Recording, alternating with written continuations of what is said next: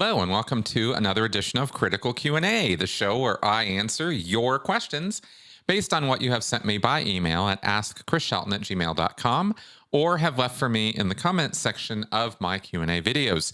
Hey, everybody. Welcome back to the show, and thank you for inviting me into your home this week.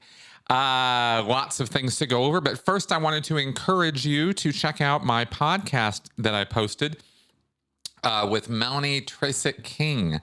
She is an educator on critical thinking, and we had quite a nice talk for about an hour or so on why knowledge is not enough. You know, critical thinking is not just about knowing things. It's a skill set. It's something you do. And we had a great time talking about that. So if that is something that is at all of interest to you, then please check that out. And of course, really excitingly, I had my university professor, Dr. Rod Dubrow-Marshall, appeared on my live show on Friday. So if you guys were at all curious about who taught me about coercive control, well, we had a great chat, and there was some calls that came in. He got to take some questions from you guys, and we agreed that he would definitely want to come back. So I encourage you guys to check that out. Now, let's get on with your questions. Negaduck9. You've talked about a number of cults on your channel, but one I have not seen you mention is the United Nawubian Nation of Moors. It's a small group that moved around the U.S. and was most recently in Georgia. I became aware of it years ago when one of its members was hired to work in my office. Its leader, Dwight York, was convicted in 2004 of child molestation and other crimes and sentenced to 135 years in prison. The aspect of the cult that I found incomprehensible was how many times its lore changed. It went through African, Islamic, Egyptian, Native American, Jewish phases before landing on being descendants of aliens from the planet Risk. York himself changed his name and title and the name of the group many times as well. Some of his followers did leave because of the changes in doctrine. However, others stuck with him and are still sticking with him despite all the evidence that he was making it up as he went along. I can see how people could get drawn into a high control group and gradually buy into stranger and stranger beliefs as they became more and more invested. But when the leader keeps changing the doctrine, how can his followers continue to believe? I'd be interested in any light you could shine on this. All right, thank you very much for this. And as a matter of fact, I was so fascinated by your question because you could actually be describing Scientology as well. Now, it didn't go through all these various cultural phases that these Nawubian folks did, but every other thing you've described here happened in Scientology, and I'm going to tell you, happens in a lot of other cultic groups.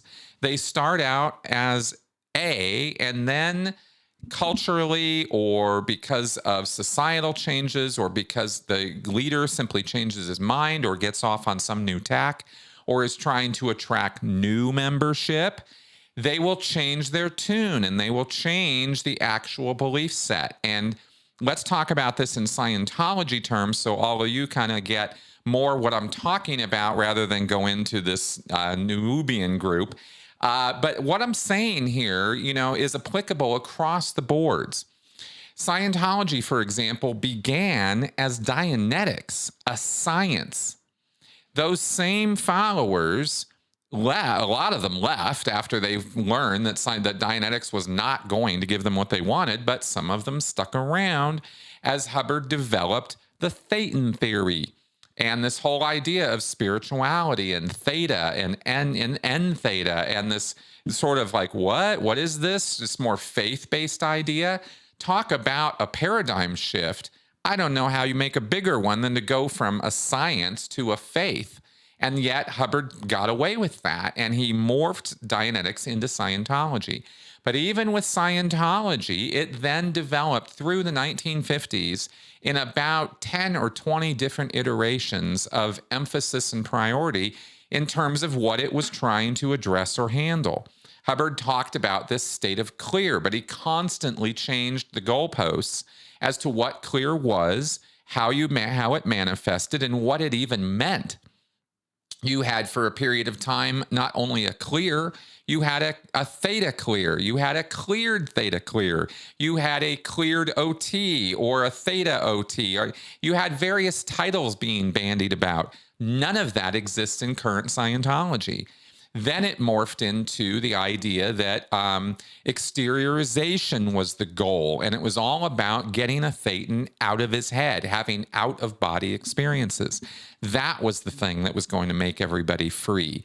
And that went on for a couple years until Hubbard went, this ain't really doing it. Nobody's really at the level where they can really easily get out of their head.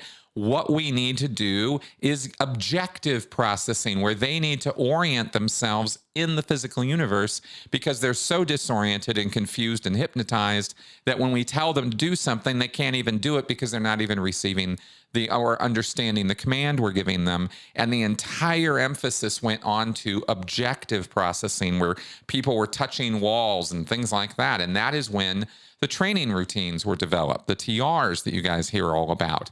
That was 1955. And that was just the first 5 years. Everything I just told you was just first 5 years of Dianetics and Scientology. He also went into how life is a game and how there's games processing and a whole bunch of auditing all about life as a game and breaking it all down into its component parts. And there's freedoms and barriers and purposes, and that's what makes up a game, and that's what we're going to audit. And that's how we're going to make clears. And then that didn't quite fly. And then it was on to responsibility. And there were other things in between all this. There was a whole slew of Scientology lectures and materials on radiation and solving radiation as a problem. Why? Because in 1957, the nuclear threat and the Cold War were like, everybody was freaking out. And Hubbard was like, oh, I've got solutions to that. Here's what we're doing. And he gave 2 congresses on the subject of nuclear power and radiation and its effects on a body and its effects on a spirit. And that was a whole bit of, if you came into Scientology around 1957, that's what you were going to be hearing about, as well as past lives. They started really pumping that up. They actually wrote a book called Have You Lived Before This Life, where there were case studies of past life stories from Scientologists and their auditing. Again, the emphasis is going here and going there, and the materials were changing and evolving as a result of this.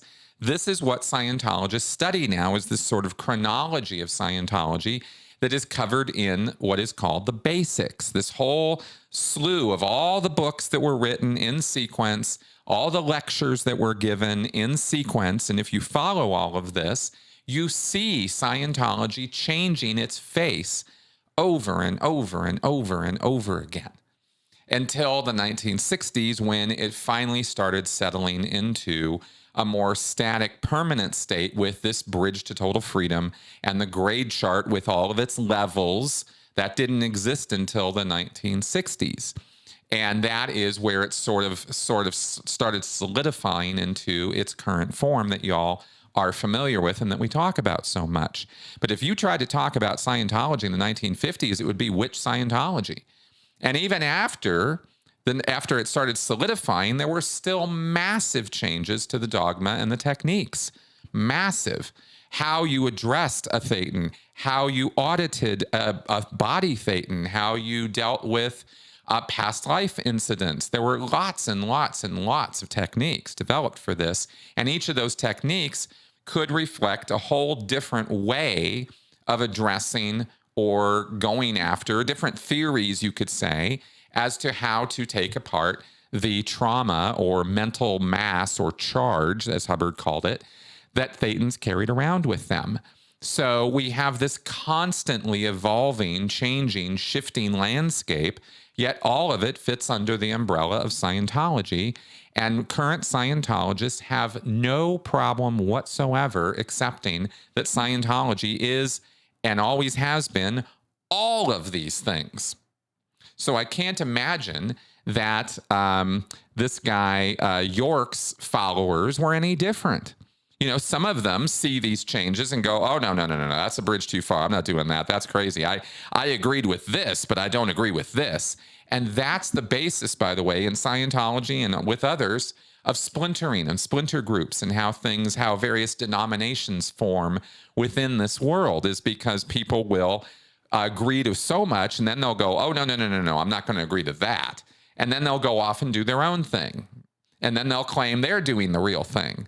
And the founder or the cult leader or whatever will continue on with his movement and decry those people and call them enemies and say they were always bad and we must not pay any attention to them because they don't know what they're talking about. Excuse me. And you have to follow the leader, right? So this is how the evolution of these groups has always worked. Now, when you ask about, how is it that people can stick with this and continue to believe?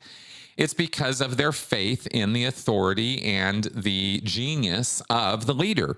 The leader gets to set the course and tone for his movement. And if it's one of change and growth and evolution, or in the case of Scientology, as they might phrase it, research, right? Hubbard used science words to describe what he was doing, but he was really just changing his mind from one day to the next and trying to fit, again, with messaging or with an approach that would match the current culture. And after Hubbard died, of course, all that stopped because you can't change Scientology that radically. David Miscavige doesn't have the power or authority to be able to do things like that. He can make pretty big changes and has, but he can't say, hey, you know what? We're not going to run engrams anymore. Or, you know what? Body Thetans aren't a thing anymore. David Miscavige doesn't have that level of power in Scientology. He has to take what's there and he has to make it work. And that's what the constant repackaging and reworking of the materials and the deleting of all the troublesome, problematic lines out of those works, right? Keeping up with the culture. That's how David Miscavige has been utilizing or dealing with the changing cultural situation that Scientology faces. And he's not been dealing with it well because he doesn't go in and change the materials that drastically. He changes this, he changes that, he modifies this and that, he deletes this kind of stuff. Oh, we're not going to talk about that anymore. For example, there's a whole book L. Ron Hubbard wrote called Hymn of Asia, which is Hubbard basically falsely claiming that he is the reincarnated incarnation of the Buddha, come back from the West with flaming red hair in order to merge the East and the West in this, unification of Buddhism and science. And Hubbard did that because there was in the 1960s and 70s an incredible push on spirituality. And, when the Beatles took up transcendental meditation and it was all the rage, well, whoa, Buddha, right? And Hubbard was all about Buddha from early on. So he just drummed this up, wrote a whole book called Hymn of Asia. Am I Matea? He keeps asking throughout this book, Matea being this reincarnation. And of course he wasn't. And his whole idea, his whole framing of that prophecy was completely wrong. But nobody in the Western world was going to go do the research and find out. So they just kind of went along with it until in the 1990s, they tried to push this forward and actually invited a contingent of Buddhist monks to Clearwater, Florida. And they came and there was this big hufflepuff about how they were going to, finally get this sort of validation from the Buddhist world of Hubbard being this incarnation. Well, the exact opposite happened. And suddenly nobody was talking about, working with or being validated by any Buddhists. Suddenly that was just not being talked about. And Hymn of Asia was just quietly retired as a whole book. And you don't find it anymore in Scientology's lore or in their bookstores or in their organizations. They just don't talk about it anymore. That's kind of what I'm talking about, right? It's like if people aren't even aware of those changes because they've just been shoved under the rug, then what is there to argue with? And if they are aware of it, then they go, well, yeah, but that was then and this is now. And what you're really looking at is just more manifestations of cognitive dissonance, right? The fact that you can have two different conflicting ideas in your mind at the same time, and this causes noise, this causes discomfort, this causes like this conflict is like, well, wait a minute, this doesn't make any sense. And yet it has to make sense. This has to be true. I have to resolve this in such a way that I can continue to believe that L. Ron Hubbard is a genius philosopher and educator, and all of this is valid. So therefore, I'm going to resolve these two facts by choosing this one or creating a whole new one of some kind of amalgamation of this, and that will calm down the dissonance in my mind. And now that it's not there anymore, I don't have to worry about that anymore. That whole process that I just described to you happens every single day in every single person's head many, many times. You don't have to think about it too much. Your brain just does it. And when it gets really uncomfortable, you might experience something called a crisis of faith or a conflict or a problem, which is, where you really have to apply some frontal lobe brain power to it in order to resolve it. And maybe you have to go read some stuff or look at some stuff or talk to somebody in order to help resolve it because the conflict is too much for you. And in those kind of cases, people will sometimes break out of that spell or break away from that base understanding or truth. And that's when they leave. That's when they get out. So that can be a result of cognitive dissonance too, is you can reason yourself right out of it. But what we tend to use that term for is to describe the way that people will continue to rationalize or justify a belief despite clear-cut evidence or ideas or conflicting, data that runs smack into it. And that's basically the answer to your question using Scientology rather than, again, York's group, because I'm not familiar with York's group, but I am familiar with cognitive dissonance, and I know exactly how it works, and what you're describing is pitch perfect cognitive dissonance. It's also, as I mentioned, not something that just happens in little tiny groups or in cults, but we see the phenomena so prominently displayed there that it's easier for us to use that to talk about. So there you go. Jonathan Perry, I was wondering if you had any thoughts on this war on woke. The anti-woke crowd is starting to get really culty. No one could even define what it means. It's a thought-stopping cliche that's becoming insidious. The Silicon Valley Bank went under because they went woke. What does that even mean? What is a woke bank? I was wondering if you had any insights to this phenomenon that you would like to share. Oh boy. Okay, so here's what I'm going to say about this, because I don't, my effort here has never been to make people upset or offend people or get, to get their goat up or whatever. And this whole term of woke is something that is just incendiary right now on both sides of the ideological spectrum. And there are reasons for this. And that's what I wanted to talk about more, is how I sort of look at this as somebody who has some, more than a little bit of familiarity with cultic thinking. The fact of the matter is that from what I see, from my perspective, I see cultic behavior on both sides of this equation. And and before anybody starts like losing their mind, that I'm not saying that if you believe that being woke is a good thing, or you believe being woke is a bad thing, that you are a cultist. I am not saying that. I am saying that there are far ends of both ends of this political spectrum, this ideological spectrum. And if you can't acknowledge that fact, that's when you might be on one of those extreme ends.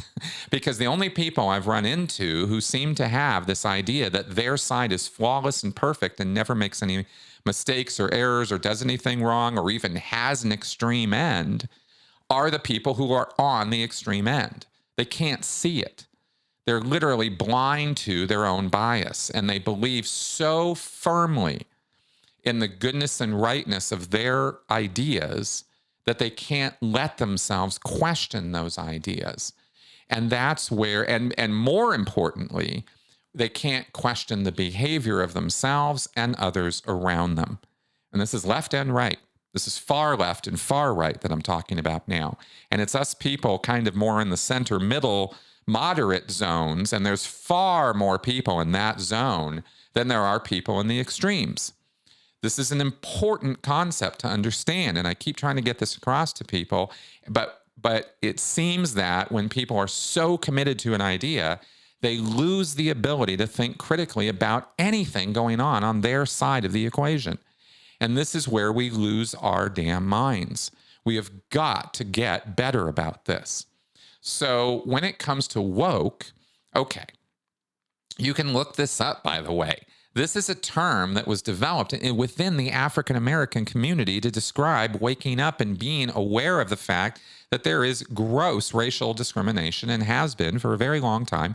And this goes all the way back to the 1930s and 40s as a term. This term was appropriated by white people, right? More recently, as a result of the Ferguson problems and the Black Lives Matter movement and a whole lot of realization by white people that there were racial inequities in this world and in this country. Yeah, surprise, there are.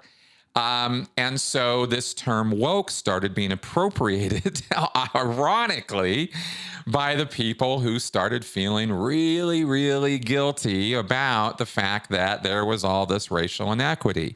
Well, you can feel guilty about it or you can go do something about it, but calling everybody else names isn't really doing something about it.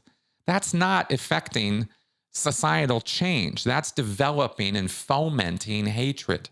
And the left does it and the right does it. They both do. It's a fact, okay? This isn't like, anyway. So when you ask me, it's the thoughts that this anti-woke crowd is starting to get really culty. Well, you're absolutely right. There is cult-like behavior on the anti-woke side. That's generally, from what I'm observing, from what I'm seeing and hearing and talking to people about, a reactionary movement to the left, the far left, taking these concepts and running way too far with them socially to the point where we have cancel culture. It's not an imaginary thing. It does happen. It happens on both ends. They might call it different things, but it's a thing. Cancel culture is really no different than the cultic behavior of shunning, disconnection. You're evil, you're bad, therefore you are to be eradicated out of existence. I would rather have you dead, gone, nullified completely, destroyed, rather than continue to exist because you are so awful. When I'm using the term cancel culture or talking about this tendency of people to act this way, that's what I'm referring to, and you all know what I'm talking about. And we decry it when Scientologists do it. We say it's awful when cultists do it, and then we go do it, right? We do it to people we disagree with ideologically, religiously, even cinematically, right? Even movies. I mean, this touches everything. And it's a real kind of mind virus because it is an instrument of extremism when it gets to the level where we have to destroy the people who represent these ideas that we disagree with, or we think represent these ideas that we disagree with. The fact of the matter is that most people just want to get along and they want to just be left alone and they just want to live their lives. But here come all these people from the far left saying, oh, no, you're all racists. In fact, you're all so racist, you don't even know you're racist. And here's these people going, what? I didn't really think that's what was going on. I don't hate anybody. I don't want to hurt anybody. Oh, no, you're racist. And until you own your racism, you're going to continue to be a bad person. And the anti-woke crowd, and this is just one manifestation of this woke far left nonsense. So the people on the right go, well, that's not true to me. I don't understand that. That doesn't make any sense to me. Why are you calling me a racist? I've never done anything racist. That's not what I'm about. Now, the real racists, the guys who are on the far right, I'm talking KKK, the neo-Nazis, the guys who absolutely want to incite a race war, they do acknowledge they're racists. They know they're racist. They're proud of it. Their whole goal is to incite a race war. They want everybody to be racist like they are. Meanwhile, these people on the far left are like, oh God, I had racist thoughts and racist ideas because black people or Hispanic people or Chinese people or whoever, non-white people, make me nervous, make me upset, make me concerned for my safety. Ooh, wow, I'm a racist. They follow down the Robin DiAngelo rabbit hole and they, then project that on to everybody. And they're just as bad as the guys on the far right. Oh, everybody's racist. Everybody's just like me. It's projection, right? Both sides are doing this. And, you know, when you sit in the middle and kind of look at this and you just go, man, this is some really extreme behavior. And it's the behavior that I'm really trying to comment on here more so than the thought processes or the ideas behind them. Obviously, there's nothing wrong with pushing anti-racist messaging or slogans or ideas. Obviously, that's pro-human rights. But people can get so caught up in their rightness over that they will start doing things that don't make any damn sense. Violent things, really bad things. The whole shunning and disconnection is just the beginning. The riots that we saw during the, oh God, what was that? Summer 2020, right? During the BLM riots. And I did podcasts about this at that time because I was like, holy cow, this has gotten out of hand. This is just taking this whole thing way too far. And it was, because we had people on the far left saying, this isn't violence. This is racial equality at work. You know, this is people who have justifiable grievances, and to hell with those store owners, and to hell with capitalism, and to hell with our society, and to hell with the police, and to hell with the government, because we're right and all of you are wrong. That's culty behavior, guys. It's just as crazy as what the KKK and the neo-Nazis get up to when they are talking about, we have to destroy all the black people. We have to burn down all the immigrants. We have to destroy all of them. It's better to shoot them all than let them into the country, these undocumented illegal aliens, you know, and all this rhetoric that goes on over there, which is incendiary nonsense. And it's very, very, very concerning. Again, both ends of this are very concerning, and I hope I'm getting that across.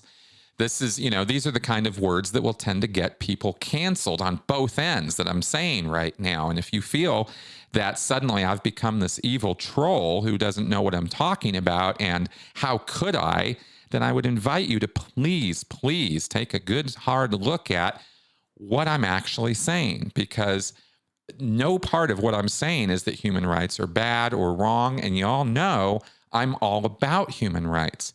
But it's very, very hard to enter the public discourse on this without claiming one side or the other, because otherwise you're just going to get shot by both sides. And that is a very, very difficult place to be as a public figure and as somebody who's trying to you know, mediate or bring some calm to this situation. We are so divided right now over this kind of nonsense. And woke is just another term, one of hundreds of such words that come and go in the common vernacular to describe a position which can represent an extreme position, or it can represent a more moderate, rational position. But the word itself becomes a sort of catch-all for all of it. And so when the people on the left are talking about woke and the people on the right are talking about woke, they're actually talking about two different things. And they refuse to have dialogue or try to understand each other. And when that happens, that's when the fists come out. That's when the baseball bats and the knives and the guns come out. Because you won't understand me, and you're just evil, and I have to destroy you now. And there are people on both ends of this nonsense who feel that way. And when you try to talk sense to them, they won't listen. I have tried for years. And there's just a certain set of people who just don't want to hear any criticism of their own side. They don't want to hear how they maybe should dial it back a little bit, bring down the volume a little bit, and let's actually talk. And it can work to do that. And again, I'm going to cite Daryl Davis as the epitome, the absolute best example of what I'm talking about, right? A black man who can reach across the aisle and actually make friends with KKK members and get them to take their goddamn robes off and quit it.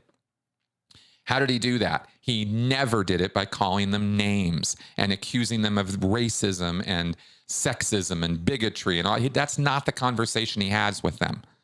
He has a conversation that starts with, You don't even know me. Why do you hate me? Why? What is up with that? And that starts a dialogue.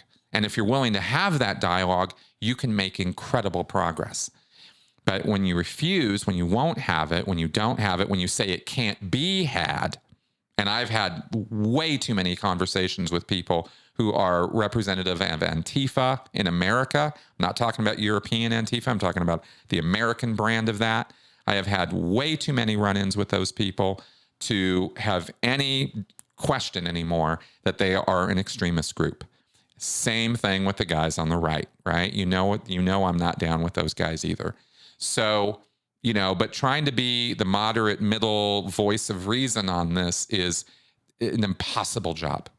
So that's my sort of dialogue about this. Now, to answer your questions, Jonathan, in terms of, no one can even define what it means. Well, you're absolutely right. Go to the Wikipedia page on the term woke, and it says right in it, there is no agreed upon definition of this term because it's in the cultural vernacular now where everybody thinks they know exactly what it is, and they have their own ideas and definitions of it. And for the guys on the right, that's valid. For the guys on the left, their version is valid. All of it was appropriated from the black community, who originally had a very clear-cut idea of what it was.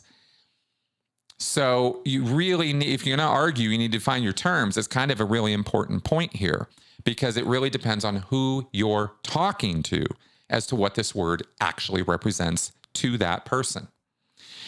As far as the thought-stopping cliche, I think I've covered that. Yes, thought-stopping cliches are absolutely insidious, and there are just legions of them on both ends of this thing. Now, the Silicon Valley Bank thing, right, went under because they went woke. Now, what that's actually a reference to is it's a complete nonsense, but the idea here is that there is this diversity, equality, inclusion, these DEI policies that are now rampant throughout the United States, and this is sort of the latest version of what we used to call affirmative action. And it's an effort to regulate behavior, and because you cannot deal with individuals who are prejudiced, who really are truly bigoted, racist, sexist. Those people exist. They've always existed, and they're always going to exist. Human beings are just who and what they are. And a certain percentage of any group of people are going to be these lunatic fringe element types for lots of different reasons: cultural, educational, social, right? Their social hierarchies, their location, where they grow up, who their influences are. There's a lot of reasons people are racist, sexist, bigoted, etc. And it's just a fact that that's always going to be that way because of the way our brains work and the way we categorize people and things, and the amount of brain power we're willing to give to questions like this. Some people, they don't want to think about it anymore. They know what's true, they know what's right, and there's no other argument to be had about it. Right? There's no more reason to discuss it. Such people are of limited, I believe, a limited degree of sociality and maybe you might say intelligence, although that's a term that's itself a little difficult to define if you start thinking about it. But that exists. That's always going to exist. So how do you deal with it? Well, human beings aren't so great at dealing with these outliers in big, broad situations where it has consequences to lots and lots of people. If you have a racist or a sexist as the head of a company, you're going to have problems in that company, serious problems and very real world problems. And this is I definitely acknowledge that is absolutely the case. So what do you do about it? Well, you can't, there is no recognized, agreed upon way of Daryl Davising that guy or that woman. Right? There's nobody who's going to come along and solve that problem for people. So instead, we fall back on regulations and guidelines and policies and rules. And we say, well, nobody gets to be that way. And in fact, it's so bad, we think, that we're going to regulate in order to force equality. We're going to regulate that you have quotas now of X number of this minority and that minority that you have to bring in because we're going to force you to do that because these guys over here and over here and over here refuse to take part in our collective equality. And so we're going to force everybody to now follow these somewhat bizarre and unrealistic ideas of how we're going to force equality across the boards. And it's not like it's the worst solution ever. It's a solution to a problem, and it has a degree of legitimacy to it. It does help solve certain problems in certain areas, but it also causes whole other problems to pop up. And when somebody is, again, in this far left or far right headspace where it's their way or the highway, they can't hear any objective criticism or questioning of these kind of DEI policies. They refuse to acknowledge that any problem could ever come from this solution. It's only a perfect solution. And that's just not true. So one of the things that was coming up in the news for the guys on the right were, well, Silicon Valley Bank was making incredibly poor investment decisions. That's an objective fact. And they crashed. And that was one of the big reasons why they crashed. Banks crash all the time. We were overdue for some bank crashing. Now we'll see where this goes because human panic sets in. And that's when you get runs on banks and things start having this domino effect. And I really hope that doesn't happen here. Because that's just human nature running amok. That's fear and fear mongering. And that's what happens around these kinds of economic turmoil times. And we're in one of those right now. So the reason the right started saying that the Silicon Valley Bank went woke and that's why they failed, and it's not why they failed, but the reason they say that is because Silicon Valley Bank was following certain DEI policies. And it's like, see, that's what happens, right? It's just more nonsense, from the far right. So those are your questions, Jonathan. And I think I've explained myself well enough here. I really hope this gets across to people. I think you guys understand where I'm coming from. And, you can always ask me more questions about this or have me clarify my statements if I've said something that seems completely off the rails and offensive to you. Please do reach out to me and let me know, because that's not my goal, right? My goal is to provide a sort of a more centered view of what's going on here as I see it from my position of understanding how cults and coercive control work. So you asked, so there's my answer. Sam Leaptrot. I'm not sure if you've talked about this before, but how the hell do you audit a body Thetan? How similar would that be to auditing a different person? From what I remember, and I could be wrong, you hold the cans yourself and read the meter and adjust your auditing accordingly, right? How exactly can you tell if you are auditing yourself or the Thetans? When you audit someone else, are you auditing their Thetans? Perhaps unknowingly if you are not OT? Or how exactly does all this work? Oh, Sam, you want me to explain all the OT levels to you in one answer to one question on my Q&A show? That's a little silly. But here's what I can tell you about this, right? In summary version or in summary form, body Thetans are a collection of spiritual entities that are attached to you or creating your body or your view or perception of your body. It's a very, very vague sort of description of things. Hubbard was not, super, super clear about lots of things, and body Thetans are very confusing when you dive into the actual materials of Scientology and try to figure it out. Now, the answer to your question of how do you audit a body Thetan is, well, there's lots of ways to do it. At first, Hubbard was back in 1967, Hubbard was saying you use Dianetic procedures. You run them just like you run an engram. You contact a point around you of pressure or sensitivity. You're using the e-meter and its sort of needle responses to guide you. Oh, is there a pressure? Oh, there's a pressure. Okay. Where is it? Oh, it's here. Okay. And the needle's kind of bopping around, and you're using these random ticks of the needle to determine, oh, here's a body Thetan right here. And this body Thetan represents a problem I'm having. So therefore, I will deal with it that way. Or you have a body Thetan over here, and it needs to be run through incident 2.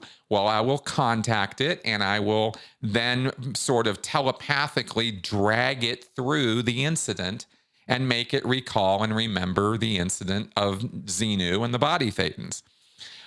Or you can apply another procedure to it called date locate, where you date and locate, using the e-meter and its responses, when did this Thetan become part of the cluster of Thetans that are attached to me? And you get an exact date.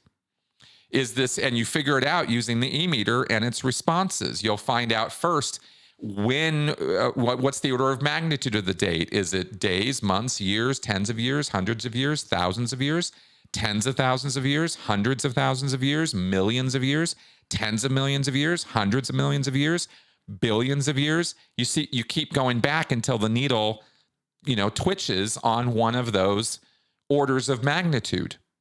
And you go, oh, it was hundreds of thousands of years ago. That's when this body Thetan became attached to me. Hundreds of thousands of years ago. Okay, good. How many hundreds of thousands of years ago? Was it less than 500,000 years ago? Was it more than 500,000 years ago? Doink. It was more than 500,000 years ago. Was it greater than 750,000 years ago? Was it lesser than 750,000 years ago? Was it 750,000 years ago? This is a whole process. I'm kind of walking you through it, right? This is how you establish, you zoom in on a very specific date in time when this body Thetan was connected to you.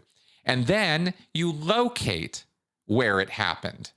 You're not locating yourself now, you're locating where you were when this body Thetan attached itself to you. And you do this by pointing or by figuring out an exact place. Was this a planet? Was it this? Was it that? There's a whole process to this. It's called date locate. That itself is a whole procedure. Maybe that's how you deal with the body Thetan. Different levels on the OT levels and different procedures that you run on those OT levels will determine which process or method you're going to use. And there's lots of them. I'm just giving you a couple right now, right? Because originally Hubbard said that you run him out with Dianetics, but then shortly thereafter, he was like, oh, no. In the early 70s, he was like, nope. We can't use Dianetics on Thetans anymore. We can't use them on people who have achieved the state of clear or above. No more Dianetics for you guys. We're not going to run engrams. That's bad. And one of the reasons for that is because you'd become confused as to which engram or whose engrams you were running. Is it the body Thetans or is it mine? I can't tell, right? Don't know. If this all sounds super arcane and insane, it is, but that's Scientology. And that's what these OT levels are all about, is learning all these different processes and procedures for breaking down body Thetans, locating them, running them through imaginary incidents, and thereby releasing them from you, exorcising them, if you will, so they're no longer there. Okay. I never ran the OT levels myself, so I didn't personally experience doing any of this. But I've read about it. I pulled up the issues on this before I answered your question here, just to kind of go through some of them. And this is the kind of stuff that you find. As far as when you're auditing someone else or you're auditing their Thetans, perhaps unknowingly, yeah, absolutely. That's one of the things that people who get to the OT levels realize, is that, at the lower levels, you're not just running your own incidents. You could be running body Thetans on stuff. You could be running stuff that is mistaken for one of your body Thetans and their history, not your history, theirs. And this can become very jumbled and confused. People at lower levels don't know about body Thetans, so they're not thinking about things that way. But people at the OT, who get onto the OT levels, learn about this and go, oh my God, this could become a whole problem at the lower levels, blah, blah, blah, blah, blah. And if you really start thinking this through, it gets extremely crazy making extremely quickly. And you could call into question every single thing you've ever run. And was it yours or was it somebody else's? And this is kind of what OT8 is sort of about sorting out for an OT8, is looking back at and deciding, was that mine or was that a body Thetans or was it something else? And trying to sort of let go of that. And the idea, I think, in putting OT8 together was to sort of resolve some of these questions, but it just makes it worse because Scientology is always worse than you think. And that's, I laugh about it, but it really is crazy making stuff. So that's what I can answer your question here with today. Ryan N. I was wondering what some of your favorite books are from ex-Scientologists that may not get as much of a look in these days compared to the more popular ones. I just finished reading Jenna Miscavige's book, but hadn't heard it mentioned all too much in the last few years. I'd be very interested if there's a resource or database that compiles all the books written by ex-Scientologists, though I'm not sure such a thing exists. What are some of your favorites? Okay, there are so many books written by former Scientologists, academics, journalists, etc., about the subject of Scientology that I don't really have favorites. I do have works that I prefer to refer people to, namely my book and John Attak's book, A Piece of Blue Sky, or the full title, Let's Sell These People a Piece of Blue Sky. As far as I'm concerned, John Attak is the OG on this, and his book is the best, most researched, and sort of comprehensive baseline of this is what Scientology is all about, and this is what L. Ron Hubbard was all about, and this is why you should stay the hell away from it. A lot of people, as you may have heard when I've talked with John about this, in the various podcasts we've done, he has, not been shy about the fact that various people over the years have basically just ripped him off and taken his work and basically plagiarized it for their own uses. And we don't have to get into that right now any more than that. But that's why I always go back to John's work. He has been one of the most go-to thorough researchers on this topic that's ever existed. Russell Miller's book, of course, Barefaced Messiah, based a lot on John's stuff, but it's a rip-roaring book that explores L. Ron Hubbard's entire life. And it is the biography of L. Ron Hubbard that really stands the test of time. So that's a book I absolutely recommend as well. But all of the books that people have written, Amy's book, Tony Ortega's book, Jenna's book, Mark Headley's book, Mike Rinder's book. I mean, there's so many out there. Leah's book, even Troublemaker, right? I mean, all of these are really, really good. So that's why I say I can't really choose favorites. I mean, Janice has written this 3-volume epic of like every single detail from her entire life. It's a little bit, much, but it does tell a very detailed account of growing up right under L. Ron Hubbard. So there's Commodore's Messenger, right? Again, 3-part series. There's probably books coming in the future. So we'll see what comes of this. If you're going to ask me about Scientology books, I'm going to push mine.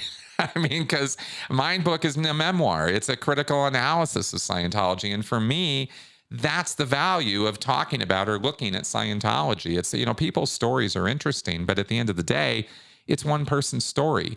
Let's take a look at the topic itself and really break it down. And what can you learn from that so you don't fall into not only Scientology, but you don't fall into any degree of extremist beliefs or thinking, because you understand how it happens and you understand why it happens. That, to me, is the most valuable part of looking into this whole world. It amazes me that there are people who are into this because they're rubbernecking. It bothers me, really. And I get it. People do that, and I can't change that, but it does bother me. So anyway, so that's my answer to the question is all of them are good. They all serve a purpose or a function in telling the whole story of Scientology and the experiences of it. So I recommend you check them all out. Logamug. Words like clear, reasonable, and squirrel have very different and serious meanings for Scientologists. Are there any other words or ideas that also have been redefined in this way? All right, thanks for asking about this. I'll give you 2 words that come to mind right away on words that are redefined in Scientology with always a little spin or a little curve. One of them I've commented on many times, which is the word critical. If you are critical in Scientology, that is a very specific idea that you are fault finding, or you are complaining or naysaying or being complainy about something, nattery about something. I'm critical. I don't like this. And that is indicative in Scientology of overts on your part toward the thing you're being critical of. That is a hard-bound rule in Scientology. It is the only reason why you would be critical of something. Unless, of course, you're being critical of something L. Ron Hubbard has approved of you being critical of, like psychiatry. You can trash psychiatry and psychiatrists up one side and down the other. You can be as critical as you want of them, and Scientologists will not blink an eye. But if you're critical of L. Ron Hubbard in any way, if you are critical of David Miscavige in any way, Scientology or its principles or its actions, you have overts, my friend. You have moral transgressions that you better confess right now. So it's a little selective in its in how the word critical is applied. Now, another fun one, and actually really disturbing one, is the word responsibility. And I actually pulled it up here out of the Technical Dictionary of Dianetics and Scientology to read you a couple of the definitions of the term, and then I'll share one that's not here, which I was hoping to find, but which is even crazier. And first off, responsibility is 1, the ability and willingness to assume the status of full source and cause for all efforts and counter efforts on all dynamics. Pretty embracive idea. Dynamics, of course, being all of life. When we say on all dynamics, we mean across the entire spectrum of existence, from yourself as an individual all the way to God and everything in between. That's all dynamics. So responsibility in Scientology is somehow the ability and willingness to assume the status of full source and cause for all efforts and counter efforts, everything on all sides of the equation. In other words, you're supposed to be willing and have the ability to accept that you're the one who caused all of it. All the efforts, all the counter efforts, it's all on you. That's the first definition. That's out of Advanced Procedure and Axioms, which was written in 1951, by the way. When one speaks of responsibility, this also comes out of that same book. When one speaks of responsibility, he means the determination of the cause which produced the effect. Okay. Full responsibility is not fault. It is recognition of being cause. Okay, you kind of get the idea here. It's putting you in the driver's seat 100% for everything. And another later definition of responsibility, and I'm only going to paraphrase this because I'm remembering it out of my head here, of course, is the non-recognition and denial of the right of intervention between oneself and any object, space, time, life, being, or form.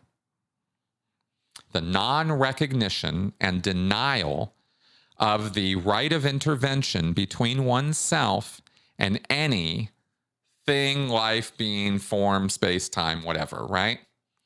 So what the hell are you saying there? Again, you're kind of rewording this, but in a really kind of twisted way. The non-recognition and denial of the right of intervention. In other words, no one can intervene between you and anything you are accepting full cause over. Right? No one can intervene. That's a weird idea. That is an extremely weird idea if you actually take that apart. Scientologists will tend to take that idea and merge it with this other idea of full cause. And you kind of get how insanely embracive that is. When we talk about how Scientologists sort of have this goal or this idea that they are going to become God, this word responsibility and the definitions of it sort of encapsulate that concept. That's what Hubbard's really saying, is that you are God. You are source. You are the cause of everything. And you only have to assume a willingness to do that or have that ability in order to realize your full potential. It was always you. Everything that happened ever to anybody, anywhere, it was always you, see? Yeah, that's Scientology.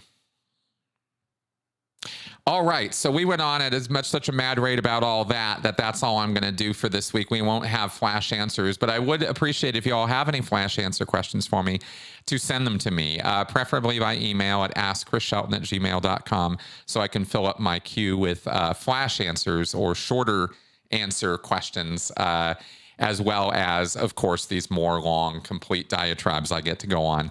All right. I hope you enjoyed the show this week. I hope that my answers were informative, educational, and entertaining.